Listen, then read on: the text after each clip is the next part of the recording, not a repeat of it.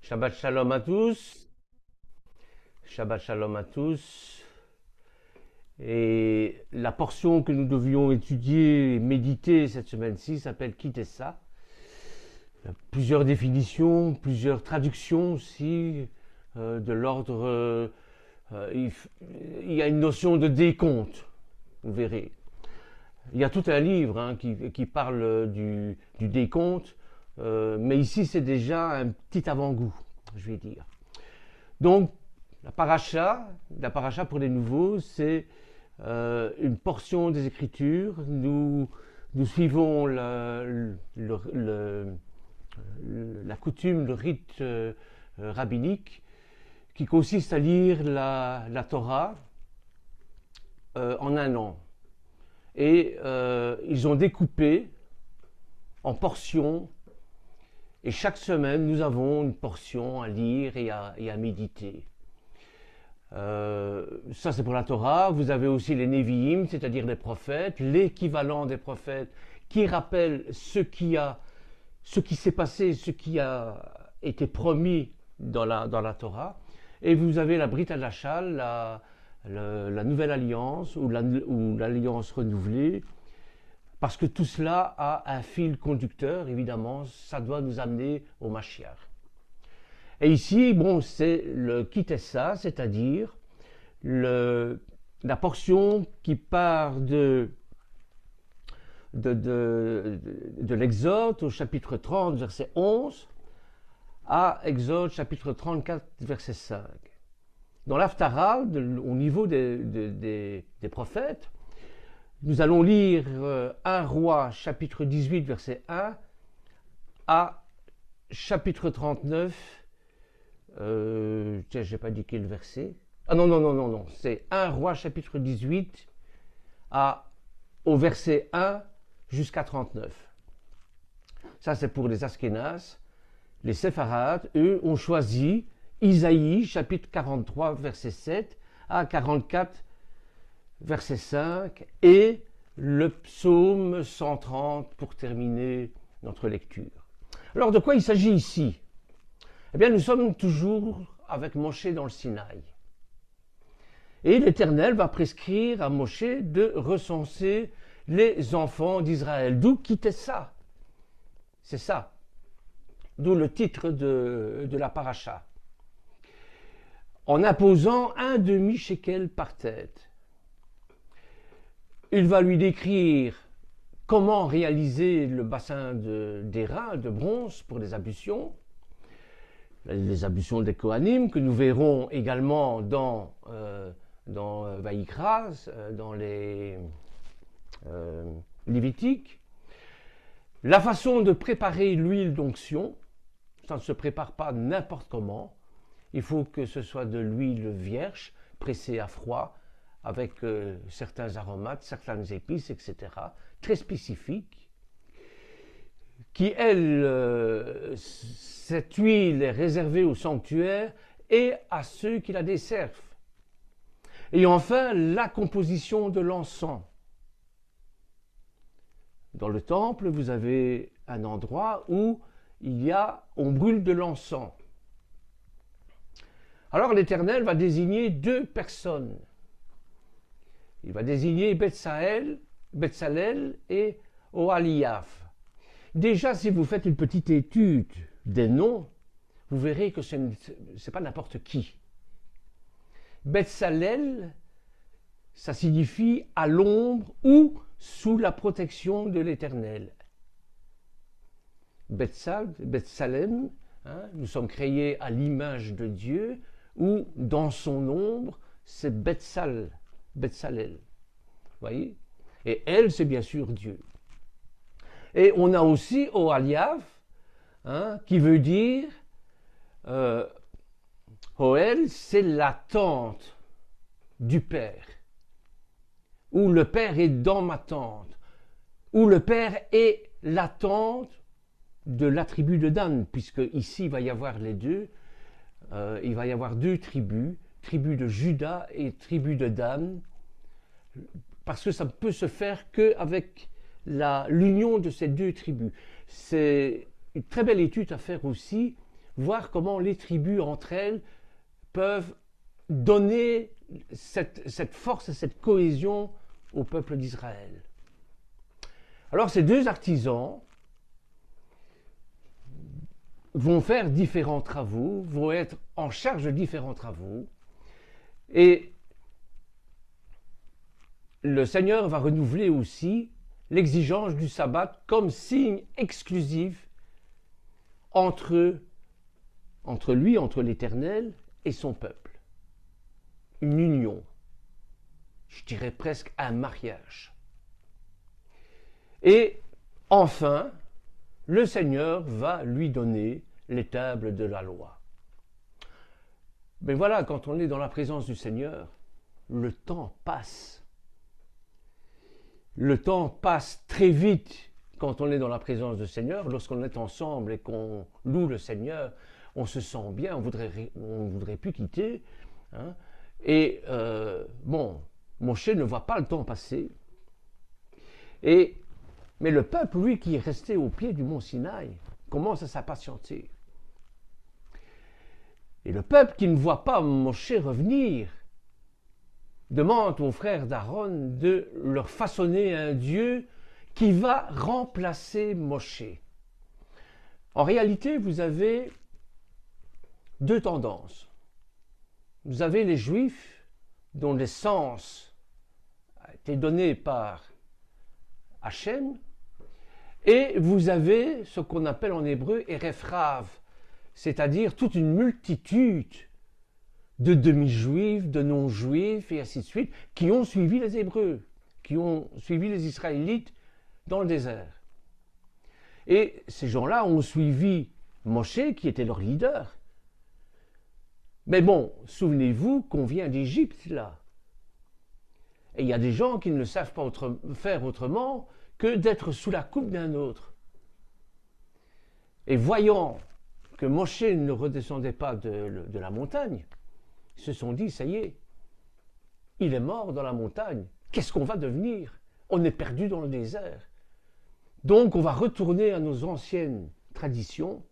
On va faire un veau en or, avec les bijoux, etc., qu'on a portés.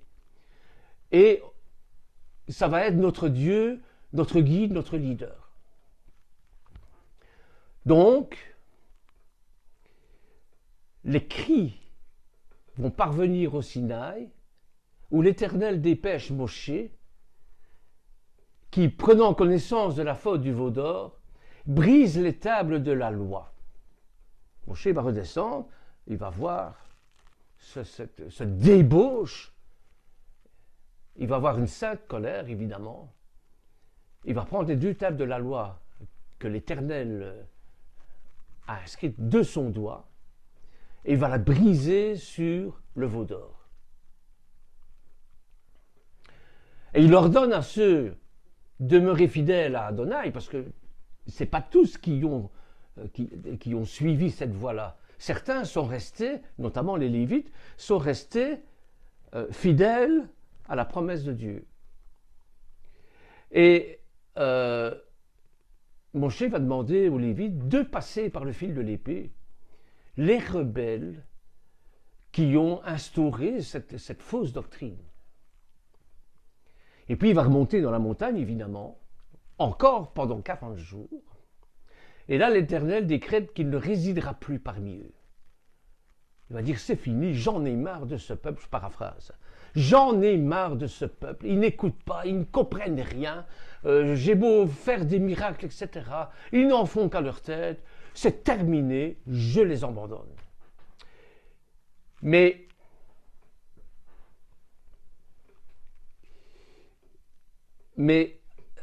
qui va les guider alors? Et Moshe va plaider pour le pardon des fautes et il va être exaucé. L'Éternel va pardonner. Nous avons un Dieu miséricordieux. Et l'Éternel lui révèle sa gloire et ses 13 attributs de miséricorde. Puis, il va réitérer les commandements prescrits lors de la première montée. Et lorsque Moshe redescend, au bout de 40 jours de nouveau, de 40 nuits, avec le second temple de la loi, Son visage rayonne, à tel point qu'il doit porter un voile. La transcendance, c'est que l'Éternel vient dans Moshe et l'immanence, toute sa gloire est reflétée à travers lui.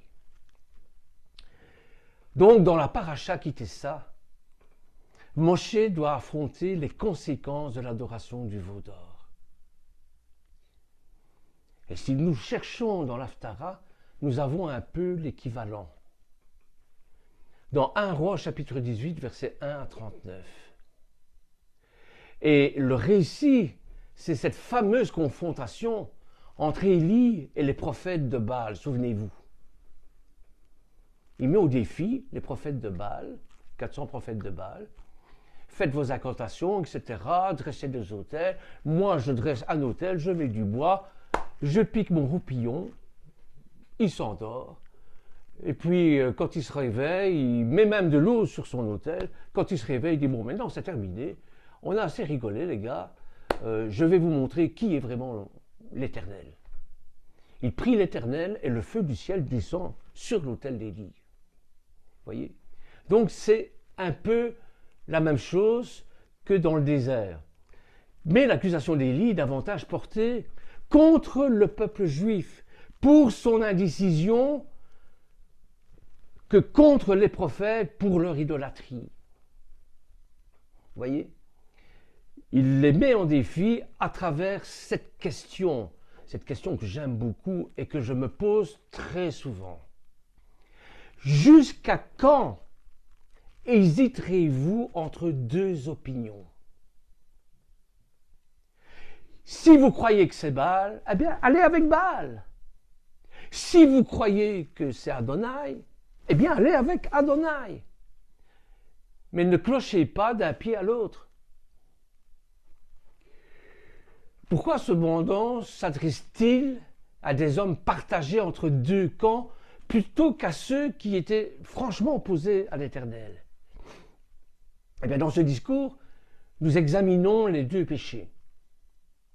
Celui de l'hésitation et celui de l'idolâtrie. Car l'hésitation, c'est un péché. Lorsque l'Éternel vous demande de faire quelque chose et que vous hésitez, vous doutez, etc., c'est se couper de lui. Donc c'est un péché. Et il montre comment l'hésitation mène à trahir les valeurs religieuses et les normes qu'elle prend dans la société moderne d'aujourd'hui.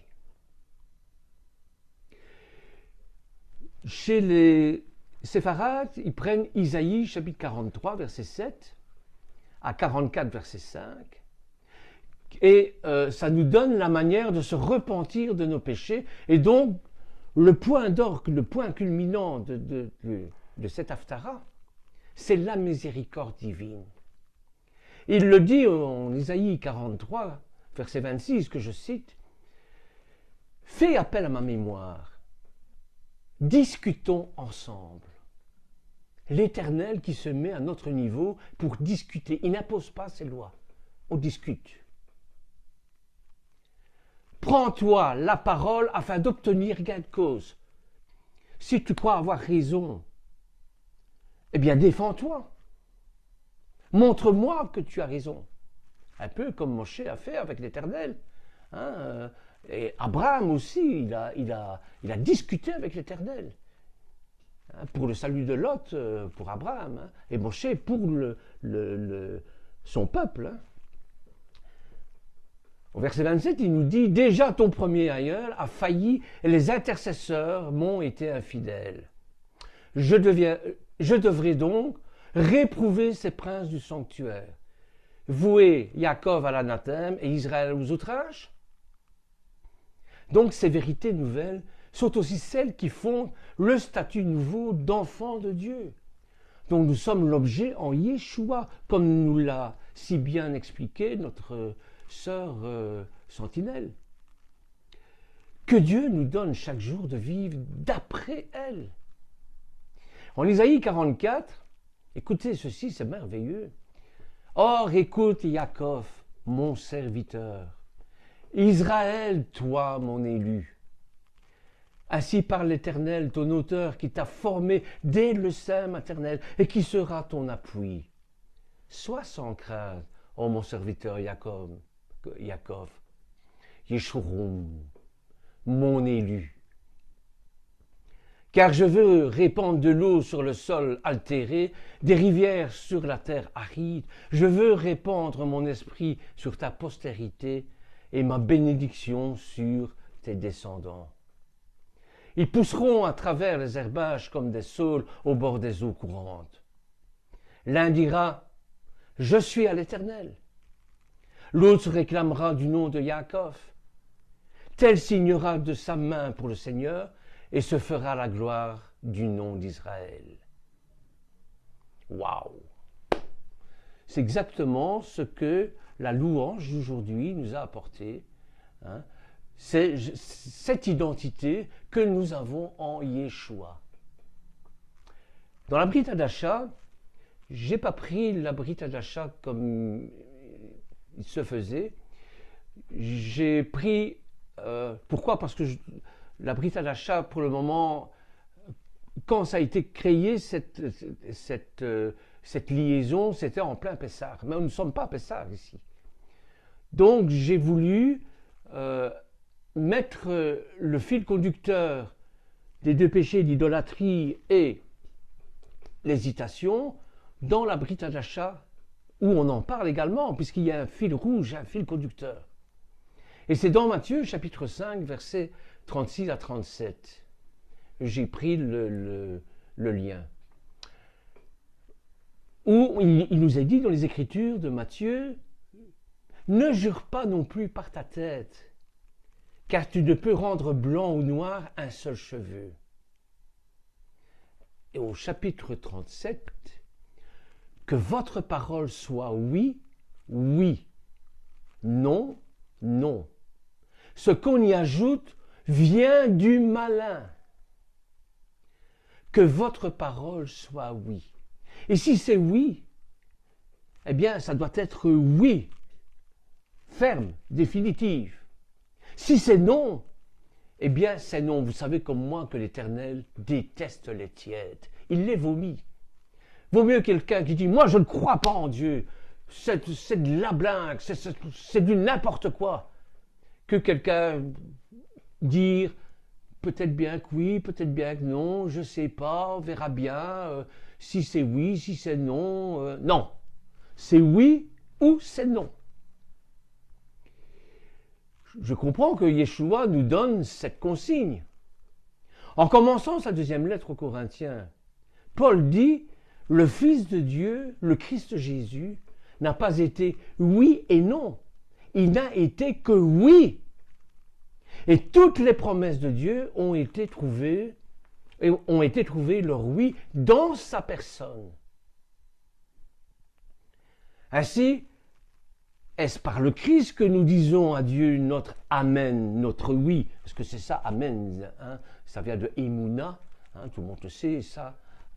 Et ça veut dire oui. Quand on dit Amen, oui, je consens, je confirme, j'affirme. Pour sa gloire. Pris ça dans 2 Corinthiens, chapitre 1, versets 19 à 20. Donc, notre parole est le chemin que nous prenons pour aller vers l'autre. Elle se doit être un chemin que l'autre peut prendre avec confiance en venant vers nous. Parce que nous sommes le oui. Un oui total et définitif. Un oui ferme, ancré dans les Écritures. Et pour Yeshua, la parole doit demeurer un chemin sacré entre les personnes. Yeshua a été un être vrai, transparent dans ses paroles. Peut-être bien que oui, peut-être... Non, c'est oui ou non. Donc il respectait trop les hommes et les femmes à qui il s'adressait. Il les aimait bien trop pour leur apporter autre chose que lui-même. On peut dire que sa parole coïncidait avec son être profond. Donc voilà, mes frères et sœurs, un peu le résumé de ce que nous devions étudier aujourd'hui. C'est bien sûr un résumé, ce sont des pistes que je vous lance parce que bon, vous avez énormément de thèmes, à vous de les découvrir, à vous de demander à l'Éternel de mettre sur votre cœur ce que il a envie que vous compreniez. Donc voilà un peu ce que nous devions étudier aujourd'hui. Maintenant, eh bien, nous allons passer à le psaume 130, si vous voulez bien. Le psaume 130. Je vais faire un partage d'écran. Ce sera nettement plus facile.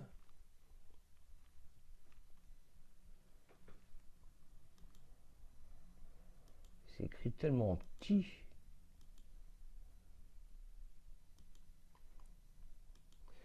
Voilà. Parce que je trouvais que c'était tellement bon. Alors, vous êtes prêts à écouter le psaume 130?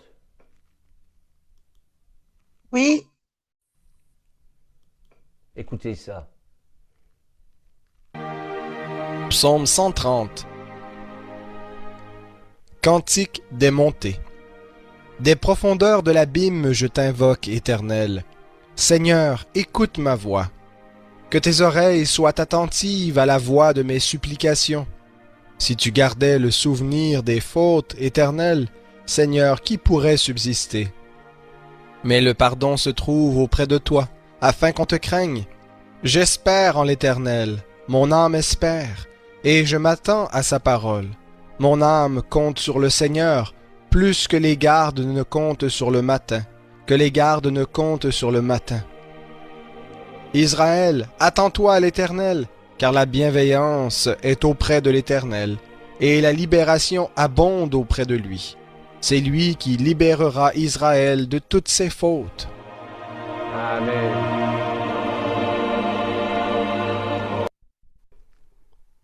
Voilà.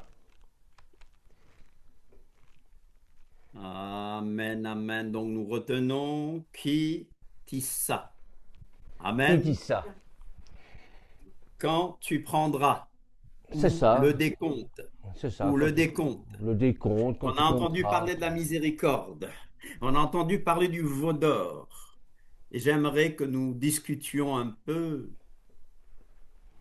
après ce merveilleux résumé de Kitissa et après les questions de jeudi, j'aimerais que nous parlions de culte, prosternation, culte divin, adoration, louange.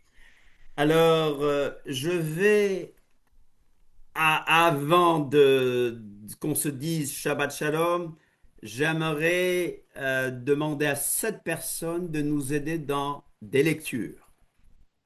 J'ai 7 textes, donc j'aimerais que cette personne lève la main.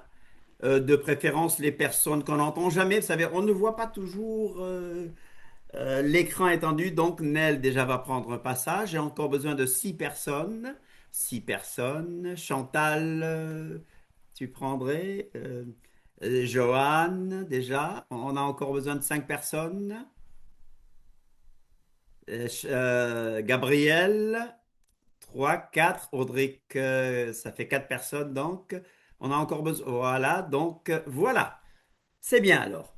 Alors je vais demander à la première que je vois de préparer Genèse 18.2, Sénel. Genèse 18.2, Sénel.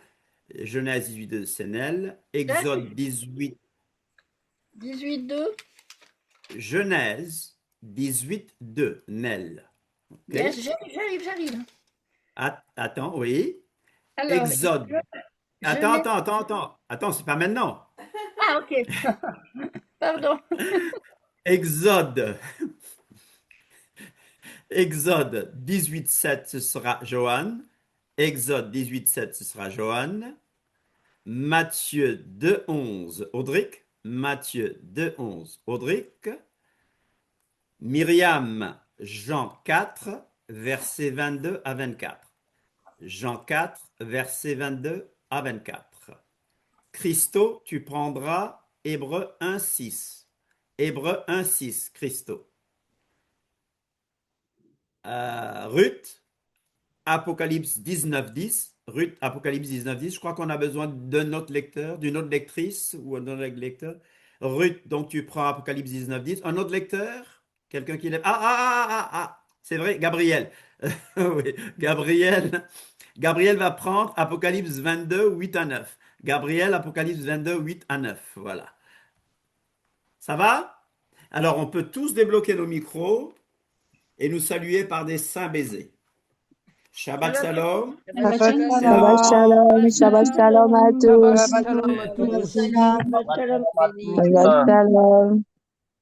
C'est le moment où on peut se laisser aller et nous saluer les uns les autres. Dis-moi, Est-ce c'est que tu es encore content? enregistré? Pardon? Cette partie est enregistrée. Cette partie est enregistrée, n'est-ce pas?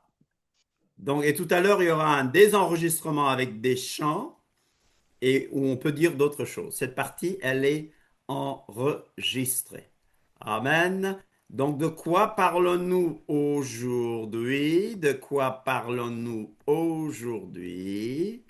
De quoi parlons-nous aujourd'hui? Alors, je dis bien, je réponds à vos questions et je crois que ça va bien avec la Kitissa, avec la paracha d'aujourd'hui. Oui. Aujourd'hui, on va parler de culte, adoration, prosternation, service divin, louange. C'est aussi une réponse à différentes questions que vous avez posées jeudi. Amen. Aujourd'hui, nous avons parlé de Kitissa.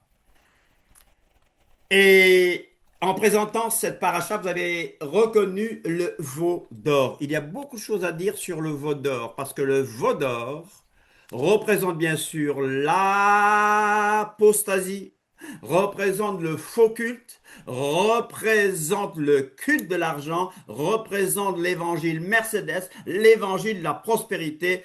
Ce veau d'or représente les prédicateurs qui ne sont là que pour de l'argent. Hello! Mais on va se poser une question. Y a-t-il un lieu exclusif ou une heure spéciale pour l'adoration publique ou pour l'adoration tout court? Peut-on adorer Dieu par des images? Vous connaissez, si vous êtes de bons protestants dans le bon sens du terme, vous savez qu'on ne le fait pas par des images. Peut-on adorer Dieu par des icônes? Vous n'êtes ni catho, ni orthodoxe, vous savez qu'on ne le peut pas. Peut-on adorer les anges? Peut-on adorer les anges? J'ai bien répondu à cette question, mais aujourd'hui nous insistons sur les différentes choses. Amen. Alors, avant les lectures, je vous rappelle que Yeshua, en parlant à la femme samaritaine, dans Jean 4, qu'on va relire tout à l'heure, Seigneur, à un moment, le Seigneur lui dit, Seigneur, pardon, la femme lui dit, Seigneur, lui dit la femme, je vois que tu es un prophète. Pourquoi est-ce que je vois que tu es un prophète? Parce que tu as donné des paroles de connaissance. Tu as donné des paroles qui ne peuvent venir que d'Élohim lui-même. Seigneur, je vois que tu es un prophète. Nos pères, donc les pères des Samaritains, nos pères ont adoré sur cette montagne, Garizim, le mont Garizim. Et vous, vous dites que le lieu où il faut adorer, c'est Yerushalayim.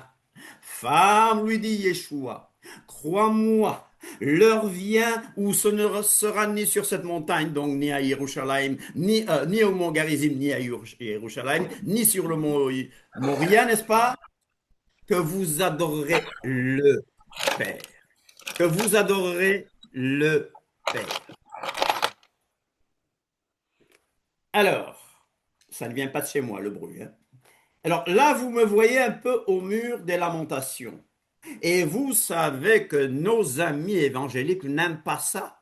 Parce que pour eux, je suis au mur de la lamentation, j'adore des pierres. Non, chers amis, j'y suis allé parce que le lieu qui est au-dessus, ce lieu sur lequel il y a une abomination, l'abomination des désolations. Au-dessus, il y a quelque chose de construit où il est écrit là, Muhammadur Rasulullah. C'est une abomination. Mais ce lieu a été donné aux Israélites, ce lieu a été donné au culte de l'Éternel, et l'Éternel avait promis de répondre à ceux qui s'y rendraient. Alors je ne suis pas allé adorer des pierres, je suis allé sur sur ce lieu symbolique, oui, j'ai même mis des prières dans dans ces petits trous-là. Oh, c'est de l'idolâtrie, c'est de la superstition. J'aimerais qu'on aille au-delà de tout cela. Acte, souvenez-vous dans Acte, Paul à Athènes. Paul est irrité devant à la vue de toutes ces idoles. Et il leur dit, mais il regarde et puis il dit, oh, mais tiens, il y a un autel dédié à un Dieu inconnu, Agnostos Theos. Ce Dieu que vous révérez sans le connaître. Alléluia. Voilà, c'est lui que j'annonce aujourd'hui. Le Dieu qui a fait le monde et tout ce qui s'y trouve, étant le Seigneur du ciel et de la terre, n'habite point dans des temples faits de main d'homme. Dis à quelqu'un qu'Élohim n'habite point dans des temples faits de main d'homme. Un peu plus de conviction. Il n'est point servi par des mains humaines. Et si vous regardez le grec, c'est le mot thérapéo. Thérapéo. Thérapéo qui vous rappelle thérapie. Vous allez dire, bon, c'est pas bon de faire des thérapies. Non. Thérapie signifie massage, masser avec des mains. Et c'est pas le massage qui est le problème.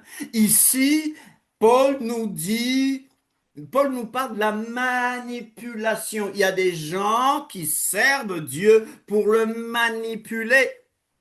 Il y a des gens qui se servent de Dieu. Il y a des gens qui ne connaissent que le Dieu Papa Noël. Donne-moi gimme, gimme, gimme, gimme, gimme. Il y a des gens qui ne connaissent Dieu que le Dieu sapeur-pompier. On ne fait appel à lui que quand on a besoin de lui, quand on est dans le feu. Mais il n'est point servi par des mains humaines, comme s'il avait besoin de quoi que ce soit. Lui qui donne la vie, la respiration à toutes les choses. Alléluia. Nous allons donc commencer par Nel, Genèse 18.2. Genèse 18.2, le contexte, c'est l'intercession d'Abraham en faveur de Sodome. Genèse 18.2. Verset 2. Genèse 18, verset 2. Alors, 18, verset 2. Il leva les yeux et regarda, et voici, 3 hommes se tenaient devant lui. Lorsqu'il les vit, il quitta l'entrée de sa tente en courant pour venir à leur rencontre, se prosterna face contre terre. Il se prosterna face contre terre. Il se prosterna en terre. Et le mot en hébreu, c'est vaishtahu. Vaishtahu. On pense à yishtahu. Vaishtahu, se prosterner artsa. Vaishtahu artsa. Il se prosterna face contre terre. Il se prosterna en terre. Pourtant, la Bible nous parle de 3 anges, mais un seul est l'ange de l'Éternel.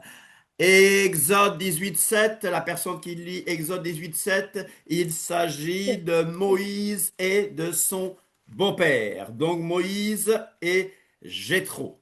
Exode 18.7. Et Moïse sortit au-devant de son beau-père, et il se prosterna et le baisa. Et ils s'informèrent mutuellement de leur bien-être, puis ils entrèrent dans la tente.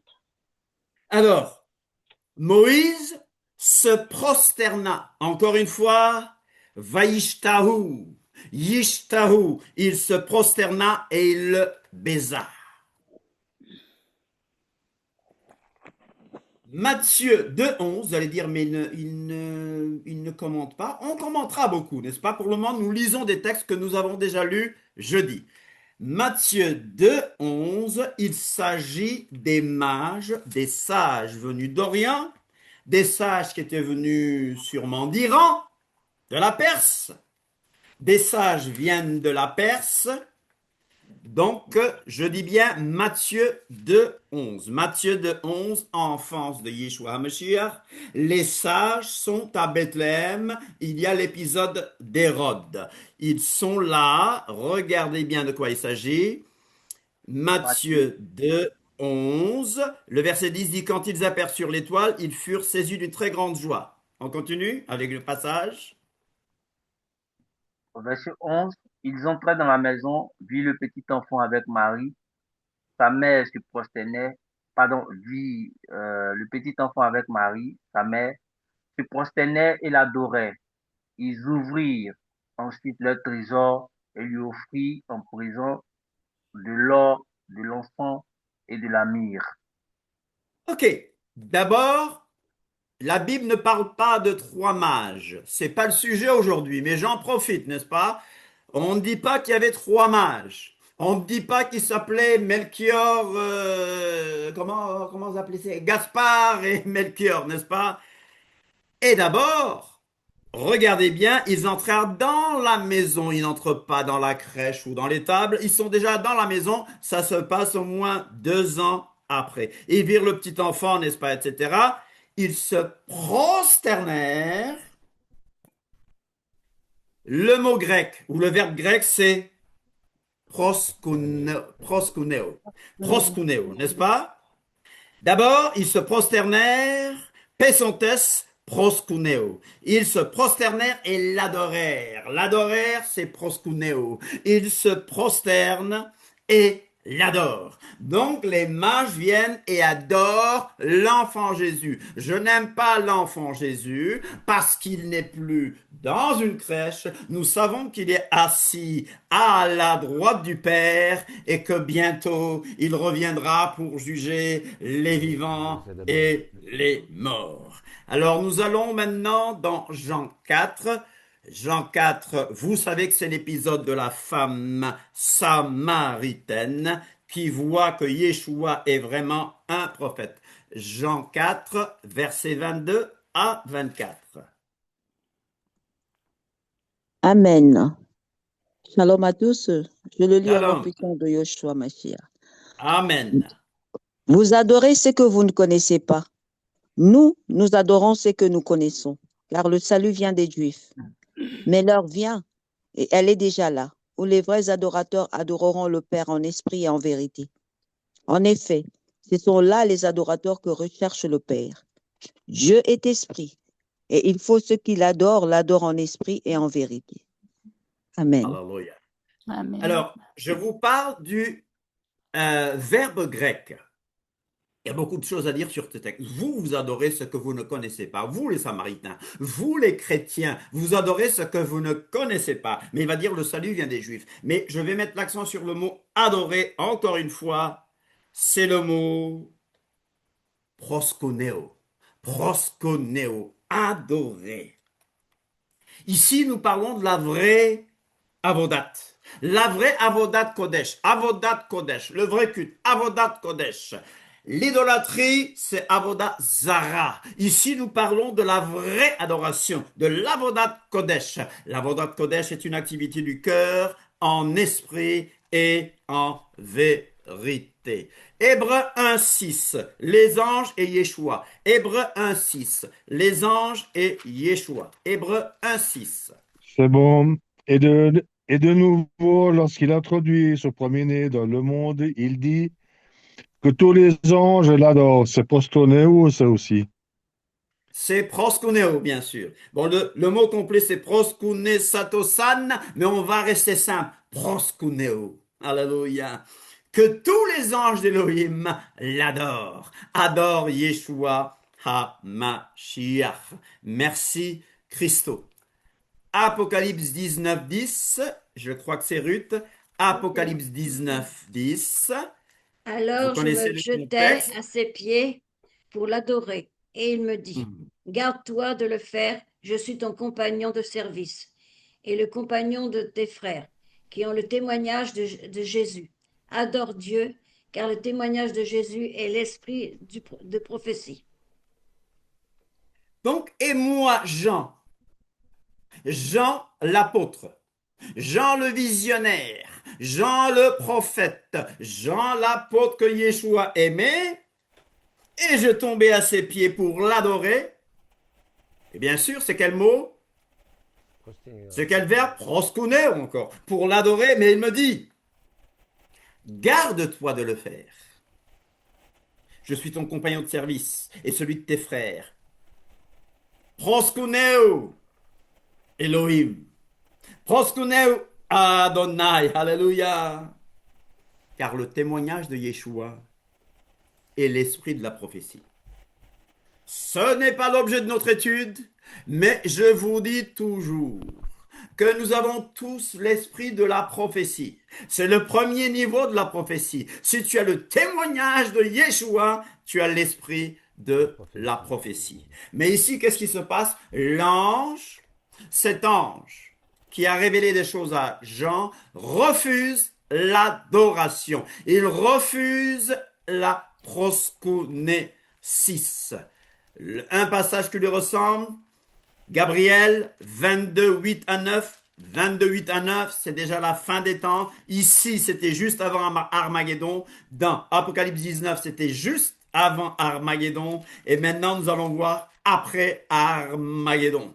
Armageddon viendra bientôt. Et Armageddon va être le carnage de l'Éternel. Est-ce qu'on est près d'Armageddon? Près dans le sens biblique. Ça viendra soudainement, comme le retour de Yeshua. Comme il a dit, je viens bientôt, c'est-à-dire je viens soudainement. Mais ce qu'on voit encore, je vous dis, n'ayez pas peur, ce n'est pas encore Armageddon. Mais levez la tête parce que notre délivrance approche. Et Armageddon, ce n'est pas la guerre de Gog et Magog, ce n'est pas notre sujet d'étude d'aujourd'hui, mais j'en profite toujours. Gabriel, Apocalypse 22, 8 à 9. 22, 8 à 9. C'est moi, Jean, qui ai entendu et vu ces choses, et quand j'eus entendu et vu, je tombai aux pieds de l'ange qui me les montrait pour l'adorer. Mais il me dit, garde-toi de le faire, je suis ton compagnon de service et celui de tes frères les prophètes, et de ceux qui gardent les paroles de ce livre, adore Dieu. Adore Dieu. Adore Elohim. Alléluia. Adore Elohim. On va pendant quelques minutes parler du vrai culte. Du vrai culte. Qu'est-ce que le mot culte? En hébreu, le mot pour culte est principalement traduit par avoda. Tout le monde dit avoda. Avoda. Avoda. Avoda. Avoda. Merci. Alléluia. Avoda. Donc le mot avoda, pour les hébraïsants savent que ce mot signifie service ou travail. Dans notre contexte spirituel, cela désigne le service rendu à Elohim, l'adoration ou le culte. Vous savez que moi, je ne vais pas au culte. Moi, je ne vais pas à l'église. Parce que je fais partie de l'église de la Keïla. Je ne vais pas à un endroit auquel j'appartiens. Je fais partie de la Keïla, donc je ne vais pas à l'église. Et là où est l'esprit d'Adonai, là où est l'esprit du Seigneur, là est la liberté. Et je l'adore. Je le magnifie là où je suis. Je ne vais pas au culte. Je ne vais pas au culte. Les premiers disciples ne faisaient pas de culte, ils faisaient des réunions, mais leur vie était un culte. Alléluia! Leur vie était avoda, kodesh. Avoda, culte. Kodesh, saint. Sainteté. Alléluia! Un autre terme que nous avons vu tout à l'heure, c'est le terme où on parlait d'Abraham et de Moshe. D'Abraham et de Moshe, c'est le terme ishtachava, ishtachava, qui signifie se prosterner, qui marque le respect ou l'hommage. Remarquez une chose, Abraham s'est prosterné devant les 3 anges. Un seul était la divinité, l'ange de l'Éternel. Mais il s'est prosterné devant les 3. Moïse s'est prosterné devant son beau-père Yitro. Moshe s'est prosterné devant. Est-ce qu'ils ont péché? Pas du tout. Parce qu'on peut se prosterner devant de bonnes personnes.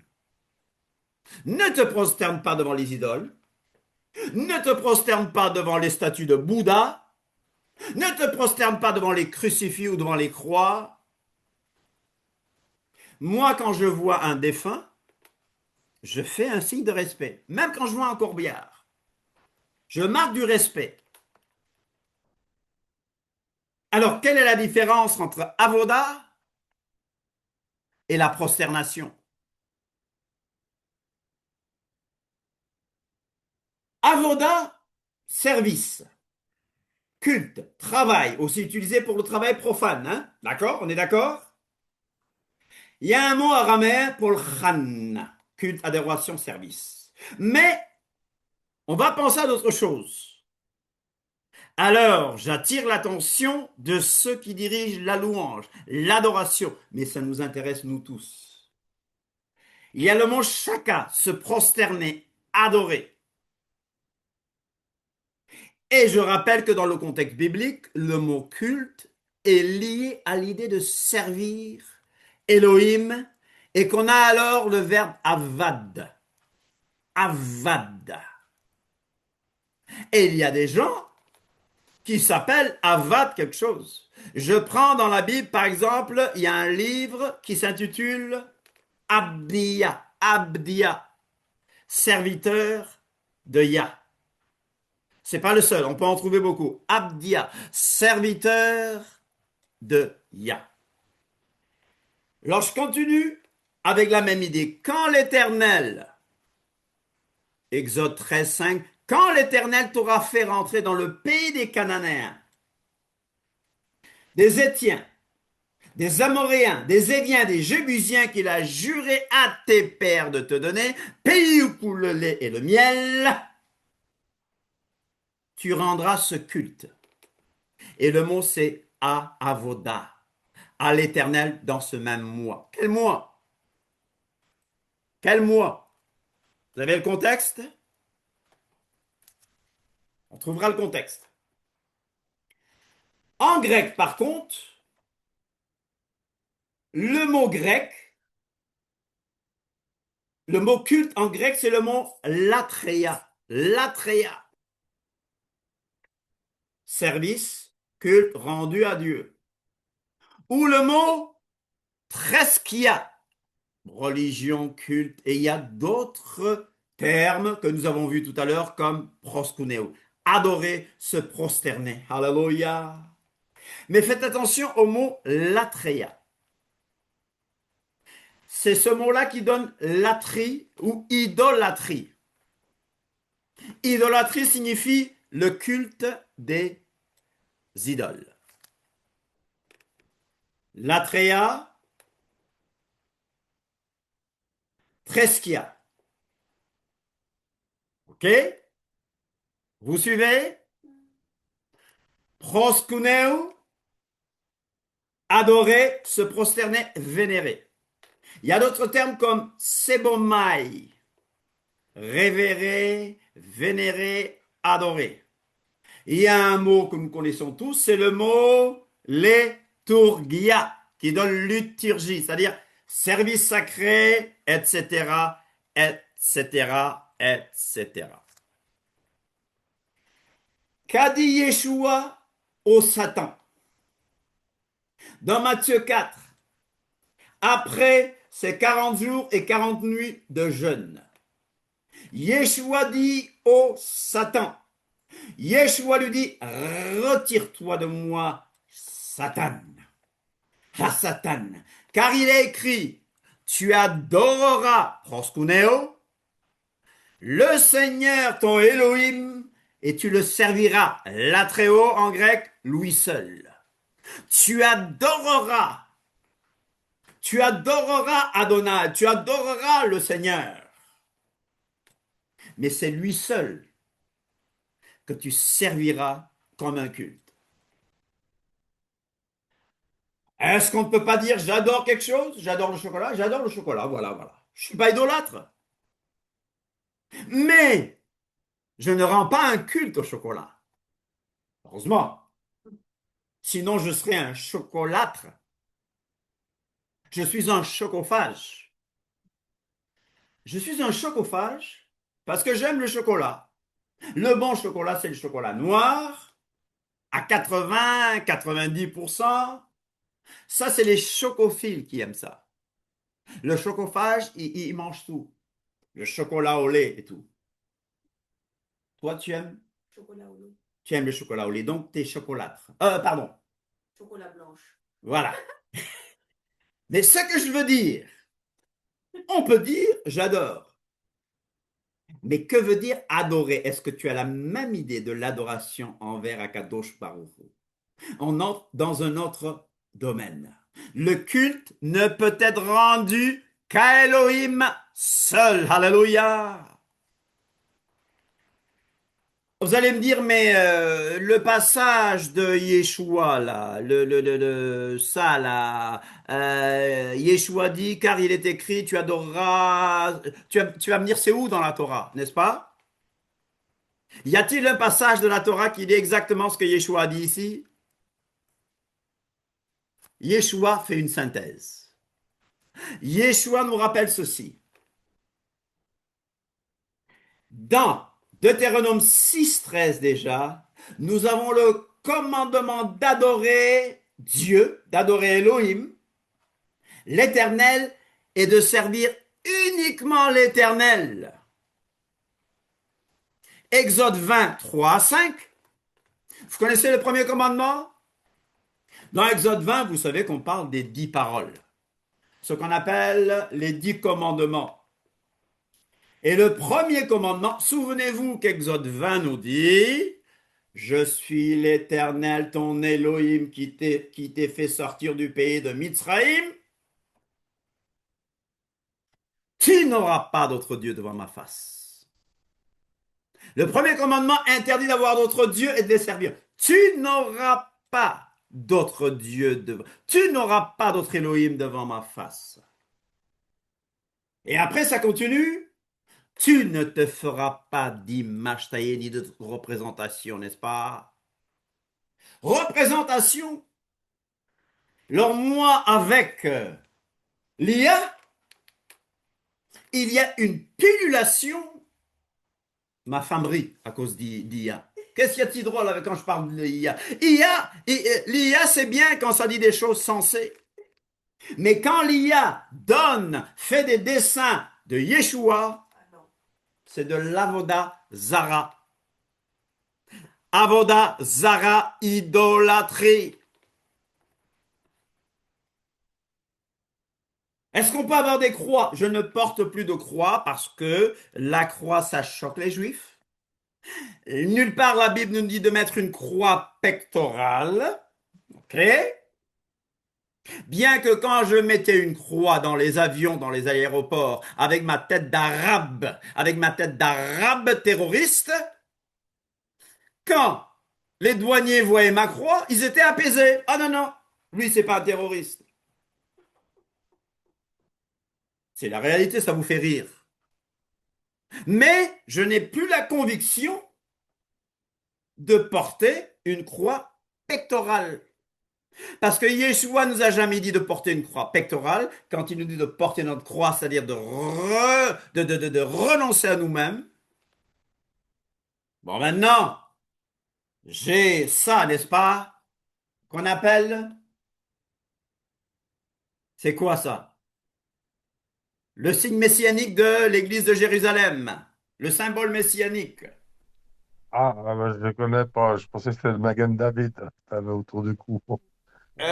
Non, j'ai la menorah. Parce que, qu'est-ce qui représente vraiment Israël? C'est la menorah. Le Magen David, qui signifie bouclier de David.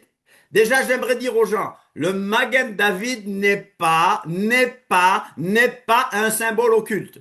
D'accord? Parce qu'il y a des gens qui ont écrit que le Magen David est occulte.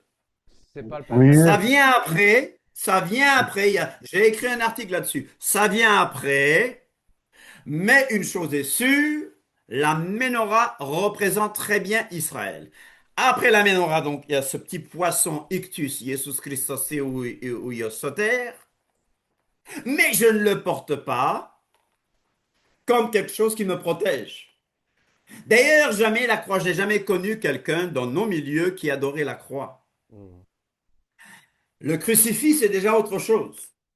Alors, j'ai été témoin de certains enterrements où des évangéliques ont demandé un cercueil et les gens leur ont mis un crucifix. Pas au dernier moment quand il fallait fermer. Moi, dans ma tête, je leur ai demandé de dévisser le crucifix. Moi, quand je demande un cercueil, c'est sans croix. Amen. Je leur dis pas de croix, pas de crucifix. OK? Alors, pourquoi est-ce que je dis tout ça? C'est que certains utilisent ces symboles-là comme des choses de protection. Et si tu crois qu'une croix ou un autre symbole religieux peut te protéger, tu es dans la superstition. Je reviens au premier commandement. Tu n'auras pas d'autre Dieu devant ma face. Et le deuxième qui nous dit, tu ne te feras pas d'image taillée. Certains protestants l'ont compris, comme les réformés, qu'il fallait tout vider, aucune image de saint, de la divinité dans nos assemblées. Malheureusement, beaucoup qui sont revenus à la foi après confondent les choses. Quand j'entends des évangéliques disent « Rest in peace », repose en paix, alors ça sert à quoi de prêcher l'évangile de Yeshua? Parce qu'après la mort, il n'y a pas de salut. Le salut, c'est maintenant même. Donc, je nous appelle à une restauration du véritable culte. Deutéronome 6,13, donc, dont j'ai parlé, met l'accent sur la crainte du Seigneur. Le fait de le servir uniquement et de prêter serment en son nom. Tu nous as donné, Bernard, un passage où il était question de serment. Dévotion. Deutéronome 10,20 dirige la crainte, le service et la loyauté envers Dieu seulement. Josué 24,14 appelle à un service sincère et au rejet des autres dieux. 1 Samuel 7,3 dit nous demande de revenir à l'Éternel en éliminant les dieux étrangers et en ne servant que lui. Deutéronome 6,13 encore une fois, tu craindras l'Éternel. Tu craindras l'Éternel. Et la crainte de l'Éternel est intimement liée à l'adoration.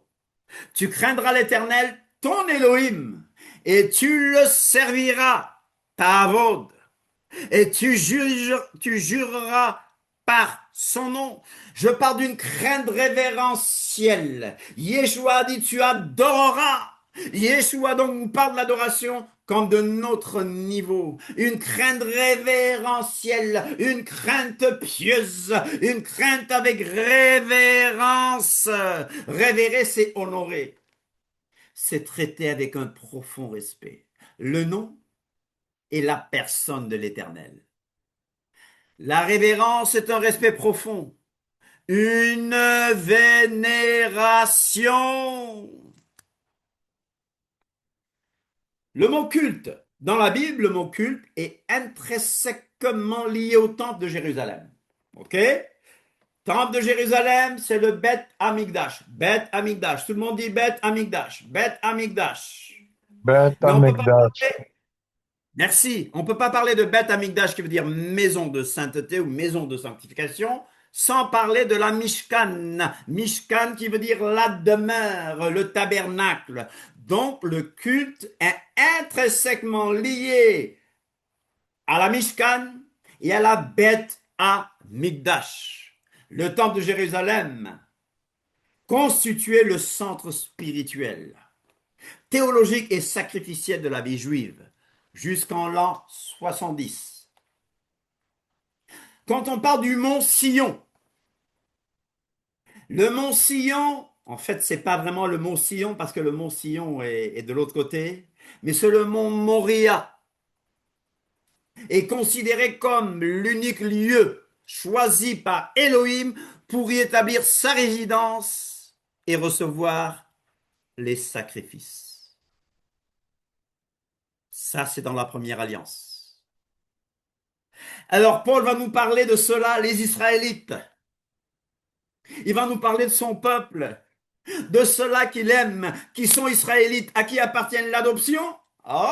L'adoption. Moi, je croyais que l'adoption appartenait aux évangéliques. Je croyais que c'était inventé par... Non, non, non. L'adoption appartient aux Israélites. La kavod, la shekinah, les béritotes, les alliances, et la Torah et le culte, le vrai culte appartient aux Israélites. Hello. Le vrai culte appartient aux Israélites. Le vrai culte appartient au peuple du Dieu d'Abraham, d'Isaac et de Jacob et de Yeshua HaMashiach. Le culte. Souvenez-vous de tous ces sacrifices de la première alliance. Sacrifice d'expiation pour obtenir le pardon qui couvrait le péché. Holocauste, sacrifice complet, etc. Et Paul va nous dire encore, voyez les Israélites selon la chair. Ceux qui mangent les victimes, c'est-à-dire ceux qui mangent les sacrifices. Et le mot sacrifice, c'est tousia. Tousia, tout le monde dit tousia. Ça nous rappelle enthousiasme. Tousia.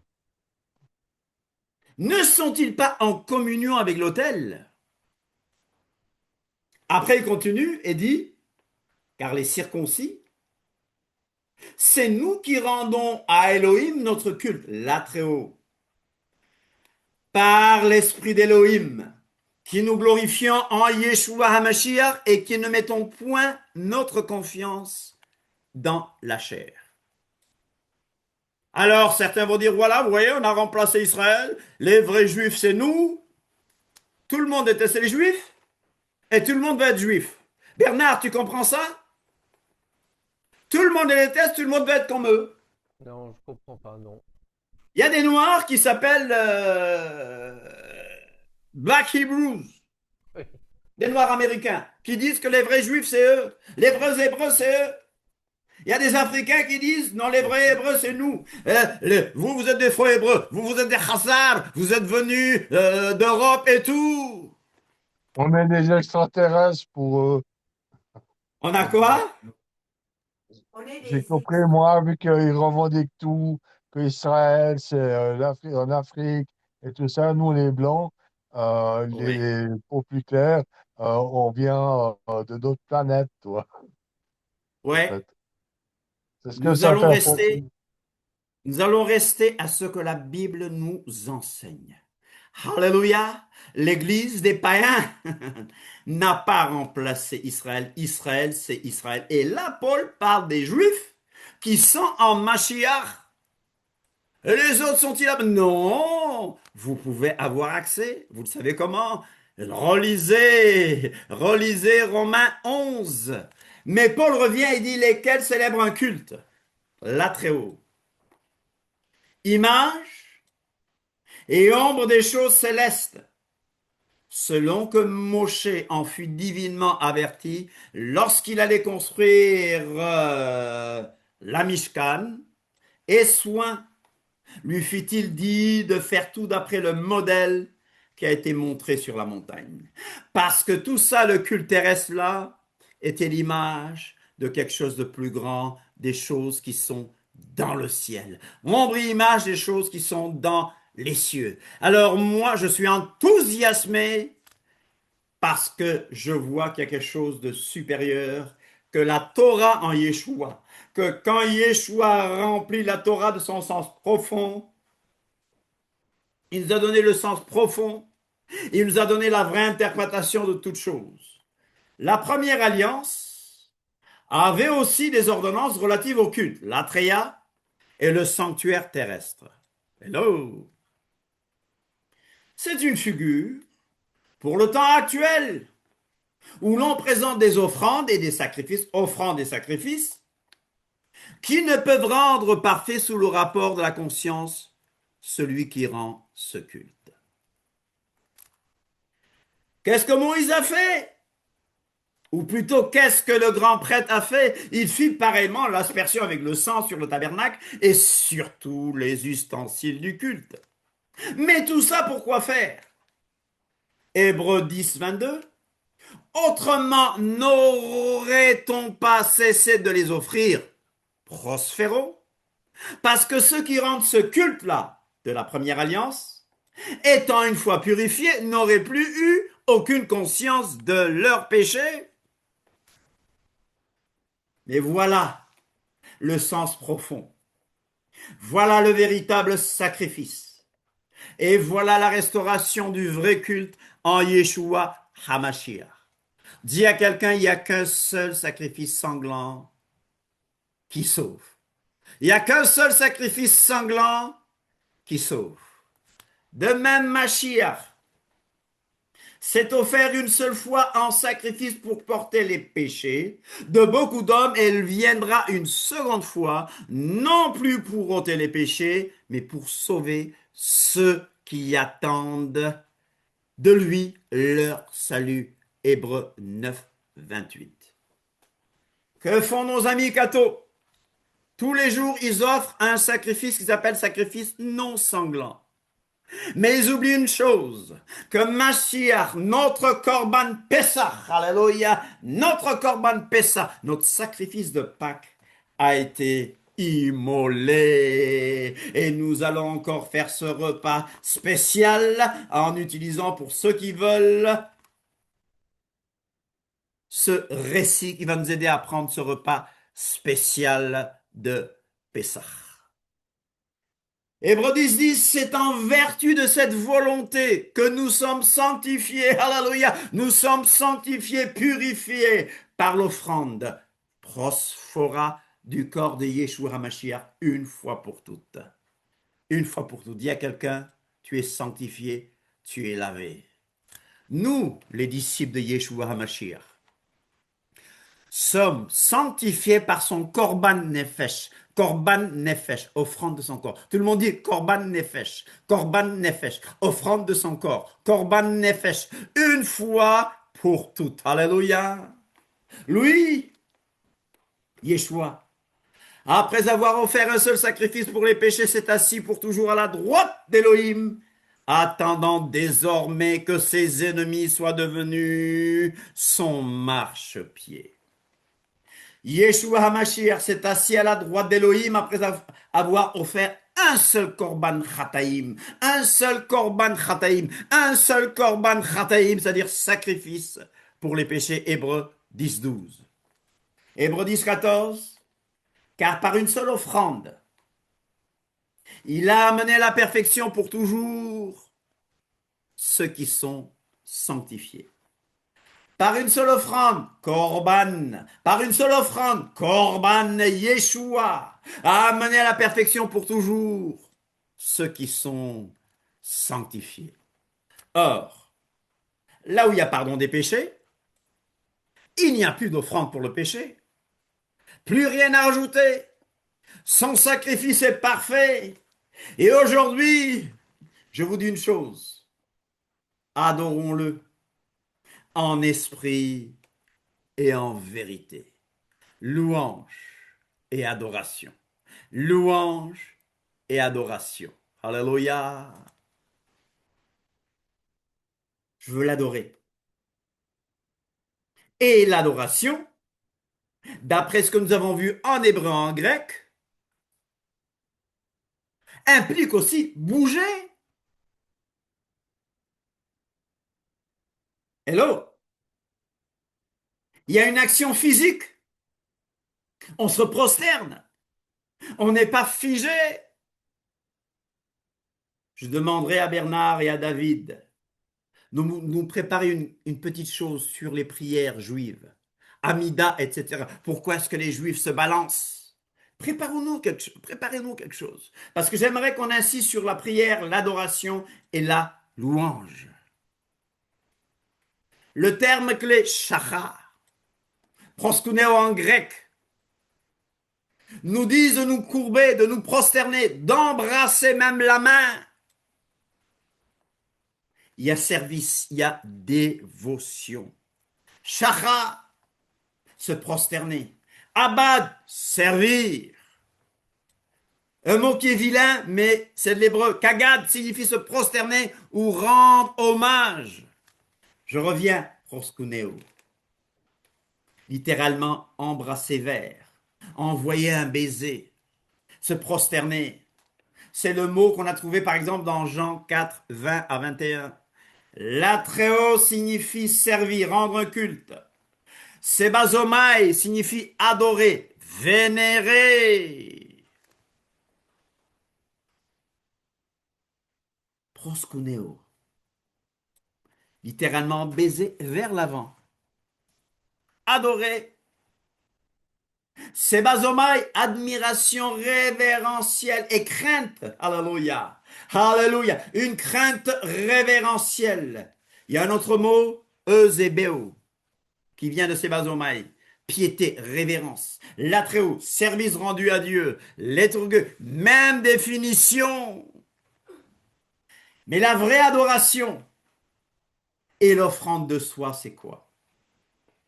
Le sacrifice de Yeshua est parfait. Donc, il a rempli la première alliance de son sens profond et spirituel. Comment l'adorer? Adorer, c'est rendre un culte divin. On est d'accord? C'est glorifier, c'est admirer, c'est aimer Dieu passionnément et envoyer des cœurs, parce que vous voyez des cœurs ici, envoyer des cœurs. Parce que l'honorer, personne n'envoie des cœurs, vous êtes là? Ils sont tous partis là. Je suis en train de parler dans le vide. Ils me donnent l'impression qu'ils sont là, mais ils sont partis aller à l'appel. On C'est est là, là, ah on est bon, là, bon, on est là. je croyais qu'il n'y avait que David et ma famille qui restaient On est et bien Bernard, là, n'est-ce on pas? est Non, là. non, on te met plein de cœur. Ah, il y a des cœurs sur Facebook. L'honorer, alléluia. Le respecter, le révérer, le vénérer, beaucoup l'apprécier, avoir des sentiments de profond respect pour sa beauté, sa bonté, sa grandeur. L'adoration est une admiration, une dévotion, un attachement, avoir un amour profond pour Dieu. Je ne m'excuse pas pour mon amour pour Elohim. Ne m'excuse pas pour mon amour pour son Fils. Alléluia. Envoyons encore une fois des cœurs, pas à moi, mais à Elohim lui-même. L'adoration est une activité du cœur régénéré. Il faut que ceux qui l'adorent en esprit et en vérité. Si tu ne connais pas Dieu, si tu ne connais pas Elohim, si tu n'es pas né de nouveau, tu ne peux pas l'adorer. L'admiration d'un cœur régénéré. C'est pourquoi, recevant un royaume inébranlable, montrons notre reconnaissance en rendant à Elohim un culte qui lui soit agréable. Je vous exhorte donc, frères, Romains 12, 1, je vous exhorte donc, frères, par les compassions d'Elohim, à offrir vos corps comme un sacrifice vivant, saint et agréable à Dieu, ce qui sera de votre part un culte logique, un culte raisonnable. Et par lui, par Yeshua, qui a tout accompli, par Yeshua même, qui a été mis sur l'autel de la croix. Oui, il y a l'autel de la croix. Oui, il y a l'autel de la croix. Mais lui-même, il est l'autel suprême. Je viens à lui et je dépose mes fardeaux. Je passe au Père. J'adore le Père à travers lui, par lui. Offrons à Naphéro, sans cesse à Elohim, un sacrifice Thousia, de louange, Aénésis. En hébreu, c'est Zevar Toda, c'est-à-dire le fruit de vos lèvres, qui porte son nom. Zevar Toda, lâchons-nous, on y va, lâchons-nous et adorons-le, louons-le. Et vous-même, comme des pierres vivantes, édifiez-vous pour former une maison spirituelle, un saint sacerdoce, afin d'offrir des victimes spirituelles. Nous n'avons plus besoin de moutons. Nous n'avons plus besoin de sacrifices d'agneaux. Parce que le sacrifice parfait, c'est le sacrifice de Yeshua HaMashiach. Parce qu'il est supérieur à Moshe, il est supérieur à Moïse, il est supérieur à Josué, il est supérieur aux anges et son sacrifice parle mieux, son sang parle mieux que le sang d'Abel. Pour lui donc non, les victimes maintenant sont spirituelles, c'est la louange, c'est l'adoration. Alléluia! Mes frères, n'oubliez pas de faire le bien. N'oubliez pas faire de bien. Le bien, c'est notre culte. Et de vous entrer d'écart, c'est à de tels sacrifices qu'Élohim prend plaisir. Vous connaissez 1 Samuel 15, 22? L'obéissance vaut mieux que les sacrifices. Le seul sacrifice qui convienne à Elohim, c'est un esprit humilié. Ô Elohim, tu n'écartes pas un cœur brisé et contrit. Et aujourd'hui, si tu te sens sale, sache que le sang de Yeshua, son fils, nous purifie de tout péché. Si aujourd'hui tu ne le connais pas, tu peux établir une relation avec lui parce que tout est déjà payé, tout est déjà offert. Maintenant, l'heure est venue où ce n'est plus une question de Jérusalem. Il y a des gens qui n'iront jamais à Jérusalem.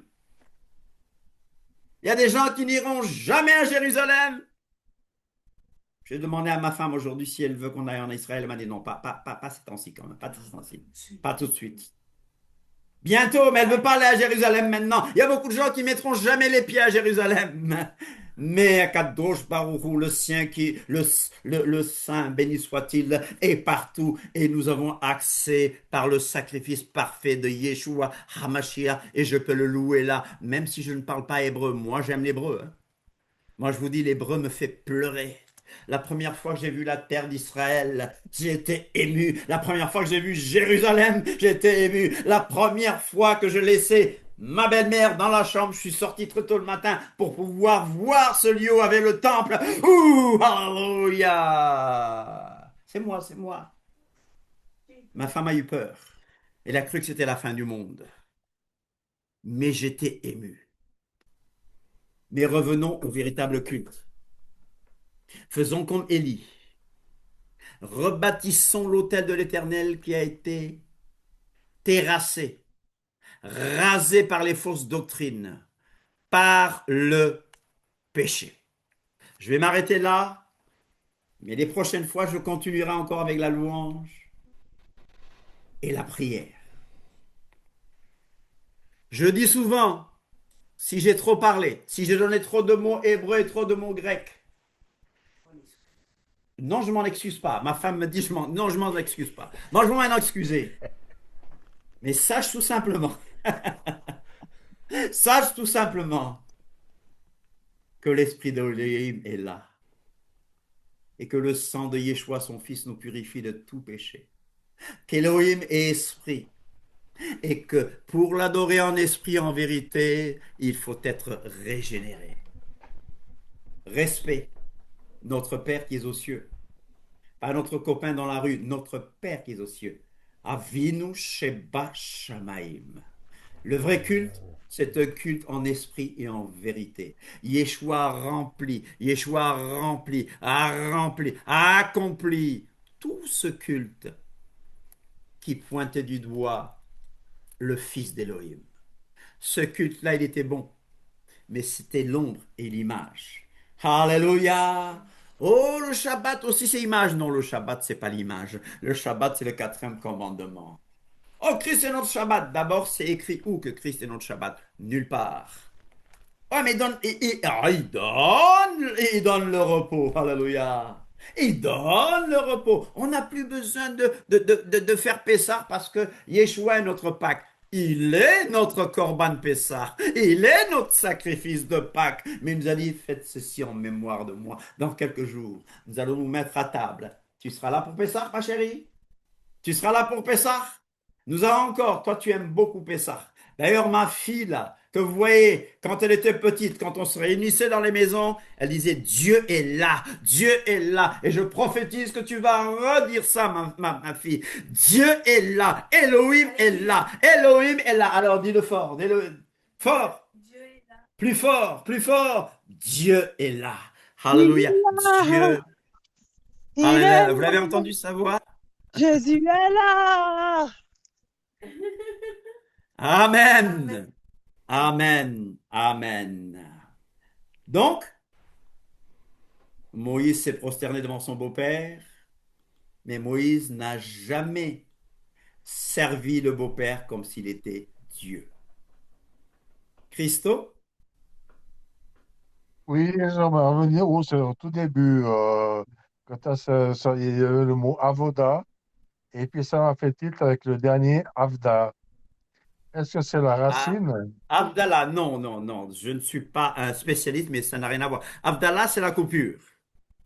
Non, parce qu'il y a un Avoda, mot, il y a avoda, puis il y a le dernier mot, il y a trois lettres hébraïques. non, Euh, c'est pas la même racine, c'est sûr. ah, d'accord.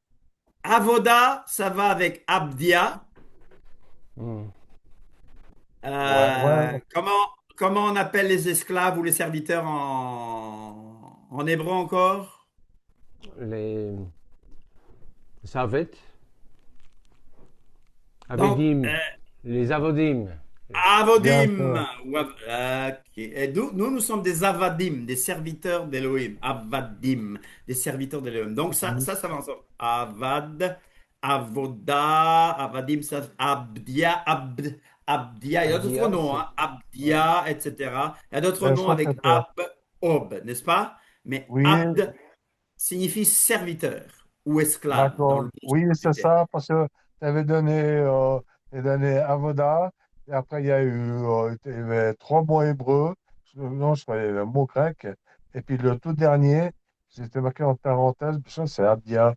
Puis je me suis posé la question si elle avait un rapport, parce que tu sais, des fois, tu as la racine qui t'envoie, par exemple, tu cherches un mot hébreu, comme avoda, puis ça te donne la racine, la racine, la racine, la racine, la racine. Résultat des courses, tu arrives au mot qui n'a plus rien à voir avec les lettres du départ, tu vois. C'est ça, c'était ma question, c'était ça, en fait.